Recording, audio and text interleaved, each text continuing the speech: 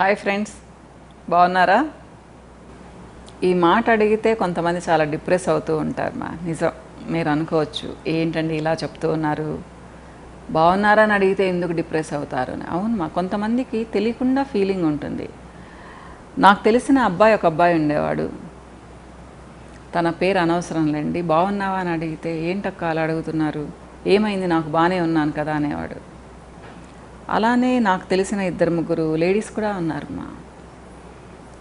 అంటే ఎలా ఉన్నారు అని అడిగితే వాళ్ళు చాలా ఫీల్ అవుతారనమాట, గిల్టీగా ఫీల్ అవుతారు. ఎందుకు ఈ క్వశ్చన్ అడిగామని మనకే అనిపిస్తుంటుంది. సో వాళ్ళకి ఏదన్నా కొంచెం బాగలేకుండా ఉండొచ్చు, అప్పుడే ఓవర్కమ్ అయి ఉండొచ్చు ఆ హెల్త్ ప్రాబ్లం నుంచి. సో చాలా గిల్టీగా ఫీల్ అవుతారు, ఇన్ఫీరియర్గా ఫీల్ అవుతారు. ఈ ఉపోద్ఘాతం అంతా ఎందుకు చెప్తున్నాను అంటే, మనము ఎవరినైనా చూసినప్పుడు వెంటనే బాగున్నారా అని అడుగుతాం కదా. 95% 97% దాన్ని పాజిటివ్గానే తీసుకుంటారు. ఒక 3-4% మాత్రం చాలా నెగిటివ్గా ఆలోచిస్తారు. ఇలాంటి వాళ్ళని మనం ఒక్కసారి గుర్తుపెట్టుకొని మళ్ళీ ఆ క్వశ్చన్ అడగకుండా ఉంటే బాగుంటుంది. ఇక్కడ ఒక చిన్న సిచ్యుయేషన్ చెప్తాను. సో నాకు ఒకసారి ఒక పెళ్ళిలో ఆల్మోస్ట్ 1 year బ్యాక్ అనుకుంటాను, కరోనా అయిన తర్వాతనే ఒక అక్క కలిశారు. తను నాకు చిన్నప్పటి నుంచి బాగా తెలుసు, కానీ ఒక కరోనాలో ఒక 2-3 years గ్యాప్ వచ్చింది. చక్కగా ఉంటారు, అందంగా ఉంటారు, మంచి హైట్, చాలా బాగుంటారు. సో కనిపించినప్పుడు ఏంటి అంటే మామూలుగా అన్నారు. అడిగాను, బాగున్నారు అక్క అని అడిగాను. అడిగితే ఏంటి లలిత నువ్వు కూడా అలా అడుగుతున్నావు అనేది. నాకు అర్థం కాలేదు. జనరల్గా ఎవరమైనా అదే అడుగుతాం కదా. అంటే ఏంటో లలిత, ఈ మధ్య నన్ను చూసిన వాళ్ళందరూ ఏంటి ఇలా అయిపోయావు, అలా ఇలా అని చెప్పేసి అన్నారు. చూస్తే ఆవిడ కొంచెం తగ్గిపోయారు. మామూలుగా బాగా అంతకుముందు హెల్దీగా ఉండేవాళ్ళు, కొంచెం బరువు తగ్గారు. అలా అని బాగలేకుండా ఏం లేదు. నాకంటే ఒక 3-4 years పెద్దది. ఆటోమేటిక్గా ఏంటి రింకిల్స్ వస్తాయి కదా, కొంచెం బరువు తగ్గింది కాబట్టి కొంచెం లిప్స్ పక్కన అంతా రింకిల్స్ కనిపిస్తూ ఉన్నాయన్నమాట. అంతకు మించి డిఫరెన్స్ లేదు, కొంచెం డార్క్ అయ్యారు. సో నేనుండి ఒకటే మాట అన్నాను. సో నాకు అర్థమైపోయింది తనని చూడంగానే ఫీల్ అవుతున్నారంటే. అట్లా కాదులేండి అక్క, చాలా రోజులైంది కదా, అందుకని క్యాజువల్గా అడిగాను, మీకేం స్మార్ట్గా ఉన్నారు అని చెప్పాను. తన ఫేస్లో నవ్వొచ్చేసింది. నిజమా లలిత, బాగున్నానని. మీకేం, నాకు ఎప్పుడు స్మార్ట్గా ఉంటారు కదా అంటే. లలిత, ప్రతి ఒక్కళ్ళు అడగడం ఏంటి ఇలా అయిపోయావు, ఏం జబ్బు చేసిందని. చెప్పలేక సమాధానం చచ్చిపోయాను అసలు. థ్యాంక్స్ అని చేతులు పట్టుకొని ఊపేశారు. సో ఎందుకు చెప్తున్నాను అంటే అంటే మీరు అనొచ్చు, ఏంటి మేడం అడిగితేనే ఫీల్ అయితే వాళ్ళ గురించి మనం పట్టించుకోవాలా అనేసి. కానీ అంత ఫీల్ అవుతున్న వాళ్ళనైతే మనం పట్టించుకోవాలి. ఎందుకంటే వాళ్ళకి తెలియకుండా ఒక ఇన్సెక్యూర్ ఫీలింగ్ ఉంటుంది. ఏంటి నాకు జబ్బు చేసింది, నేను చాలా హాట్గా కనిపిస్తున్నానా, బాగలేనా. ముఖ్యంగా ఫంక్షన్స్కే వస్తారు. ఫంక్షన్స్కి వచ్చినప్పుడు టప అడిగేస్తాం, ఏంటి నీ మొహం అలా అయిపోయింది, పిగ్మెంటేషన్ అలా ఉంది, ఎవరికైనా చూపించుకోకూడదా, జుట్టు ఏంటి అంటూ ఊడిపోయింది, ఏమన్నా జబ్బు చేసిందా, కళ్ళ కింద ఏంటి అంత డార్క్ సర్కిల్స్ వచ్చాయి, సరిగా తినటం లేదా, సరిగా నిద్రపోవడం లేదా, ఏంటి అంత ఆలోచిస్తున్నావా అంటే మనకు తెలియకుండానే ఈ క్వశ్చన్స్ వచ్చేస్తూ ఉంటాయి. అది అభిమానంతో అవ్వచ్చు, లేదా కావాలని కూడా అడగచ్చు.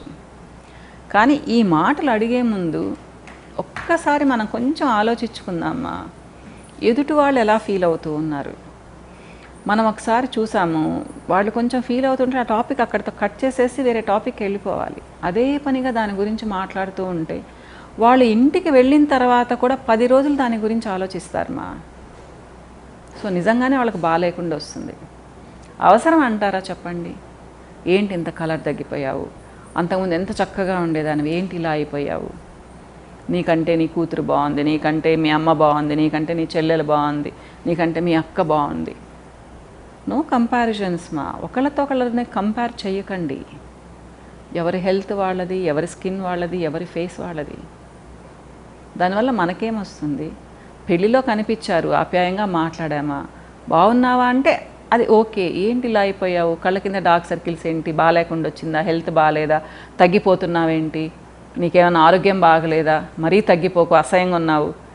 ఎంతమందిని నుంచి వింటుంటాను. మనం నిజంగా వాళ్ళ గురించి మనం కేర్ తీసుకోవాలి అంటే స్మూత్గా, పొలైట్గా చెప్పాలి. ఇది ఆడవాళ్ళకి చాలా చాలా పెద్ద దెబ్బ. ఇది మగవాళ్ళు పట్టించుకోరా, ఉంటే ఉన్నానులే అంటారు. కానీ లేడీస్ అలా కాదు, ఇక్కడ పెట్టుకుంటారు మా, ఇక్కడ నుంచి తీసి ఇక్కడ పెట్టుకుంటారు. ఆ హార్ట్లో అది అలానే ఉండిపోతుంది. ఇది నాకు చాలా బాగా తెలుసు. ఎందుకంటే 40 years తర్వాత పిగ్మెంటేషన్ ట్రీట్మెంట్కి వచ్చే వాళ్ళల్లో కనీసం 50% నా దగ్గరకు వచ్చి ఎంత బాధపడతారో, వాళ్ళల్లో 30-40% ఏడుస్తారు మా. భయంకరంగా కామెంట్లు వినాల్సి వస్తుంది మేడం, నేను అసలు ఒక పెళ్ళికి వెళ్ళాలంటేనే భయంగా ఉంది.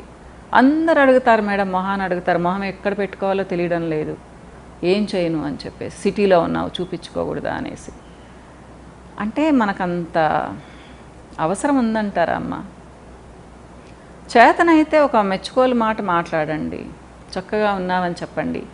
అన్న తర్వాత నైస్గా మాట్లాడండి. ఇంత బాగున్నావు కదా, అయితే చిన్న మచ్చ కనిపిస్తూ ఉంది, కొంచెం ఏమన్నా చూపించుకోకూడదా అంటే ఎలా ఉంటుంది? ఏంటి ఇంత అసహ్యంగా ఉన్నావు, అంతకుముందు ఎంత బాగుండేదానివి, వెళ్ళి డాక్టర్కి చూపించుకోకూడదా, సిటీలోనే ఉన్నావా, తెలివి లేదా అంటే ఎలా ఉంది చెప్పండి. సో ఏదైనా ఒక సామెత ఉంది, నోరు మంచిదైతే ఊరు మంచిది అవుతుంది అని. సో ఇలా మాట్లాడినందువల్ల మనకొచ్చే లాభం ఏంటి? ఏమొస్తుంది మనకు చెప్పండి? వాళ్ళని బాధ పెట్టినంత మాత్రాన మనకేమొస్తుంది? కాంప్లిమెంట్ ఇవ్వాలి. ఎవరికైనా కాంప్లిమెంట్స్ ఇస్తే మొహం ఇంత అవుతుంది, వాళ్ళ ఎనర్జీ లెవెల్స్ పెరుగుతాయి, సంతోషంగా ఉంటారు, మొహంలో గ్లో వస్తుంది. బ్యాడ్ కామెంట్స్ చేశారు అంటే ముడుచుకుపోతారు మా చాలామంది. అందరికీ పాపం దూసుకుపోయే మనస్తత్వం ఉండదు, మామూలుగానే కామ్గా ఉంటారు.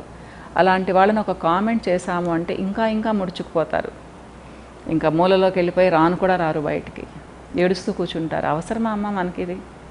ముఖ్యంగా లేడీస్లోనే ఈ ప్రాబ్లమ్మా, మనకే ఈ ప్రాబ్లం. జెంట్స్ ఇంతగా డిస్కస్ చేసుకోరు, లావెక్కిన సన్నబడ్డ తగ్గిన బట్టతలన్న వాళ్ళు చాలా క్యాజువల్గా జోక్స్ వేసుకుంటూ ఉంటారు.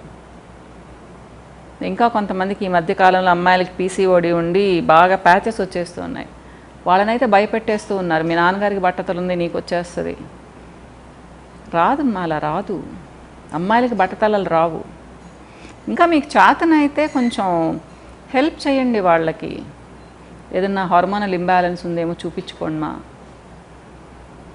సో ఇలా ఎందుకు, మామూలుగా అయితే చక్కగా వస్తుంది మళ్ళా.